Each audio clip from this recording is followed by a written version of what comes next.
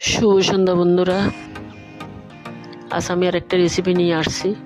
আজকে আমি শাপলা পাতা মাছ রান্না করব। দেখেন আপনারা কিভাবে রান্না করি। প্রথমে আমি শাপলা পাতা মাছগুলোকে ভালো করে ধুয়ে একটু লবণ, একটু মরিচ আর একটু হলুদ দিয়ে মেখে রেখেছি, 20 মিনিটের মতো রাখছি।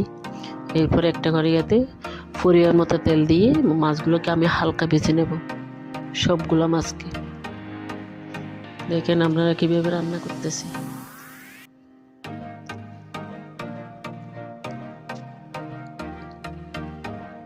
বেশি বাছলে আবার শক্ত হয়ে যায় এই মাছ, হালকা বাছতে হবে।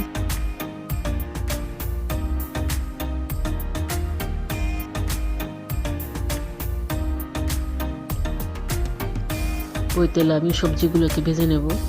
সামান্য হলুদের গুঁড়ো দিলাম। আমি ফুলকপি নতুন আলু দিয়ে রান্না করতেছি। যে কোনো সবজি দিয়ে খাওয়া যায়।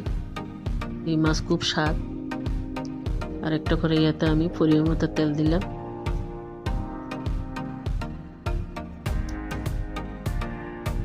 ফোড়নে 2টা তেজপাতা দিলাম, পেঁয়াজ কুচি দিলাম।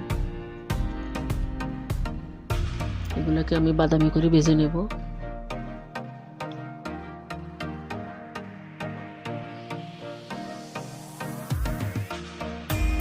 এবার এখানে আমি আদা বাটা আর পেঁয়াজ বাটা দিলাম। এগুলোকে একটু ভেজে নেব।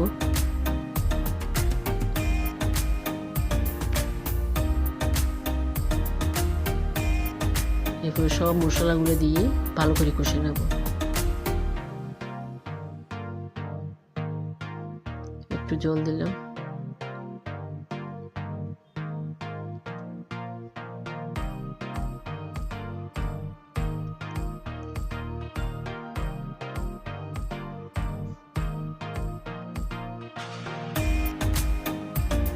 স্বাদ মতো লবণ দিলাম।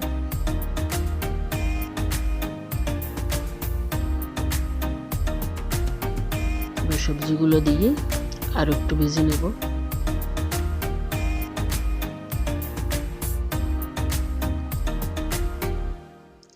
এবারে জল দিয়ে দিলাম।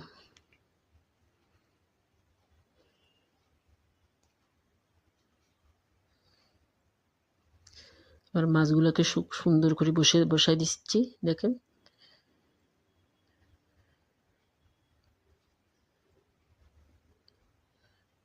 কয়েকটা কাঁচামরিচ আর একটা টমেটো দেব।